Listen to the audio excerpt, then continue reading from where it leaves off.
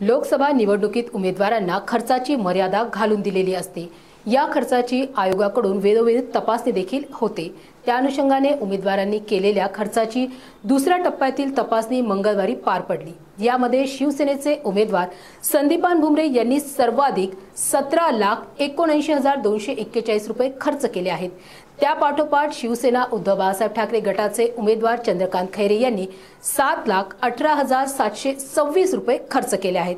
वंचित बहुजन आघाडीचे अफसर खान यांनी 6,06,056 रुपये, एमआयएमचे इम्तियाज जलील यांनी 5,95,130 रुपये, अपक्ष उमेदवार जीवन राजपूत यांनी 3,34,885 रुपये, अपक्ष जे.के. जाधव यांनी 5,74,510 रुपये, हर्षवर्धन जाधव यांनी 2,87,711 रुपये खर्च केल्याची माहिती नोडल अधिकारी शेखर कुलकर्णी यांच्याकडे दिली आहे। दिग्गज प्रचारकांच्या सभा सुरू झाल्याने उमेदवारांच्या निवडणूक खर्चात वाढ होण्याची शक्यता वर्तवली जात आहे।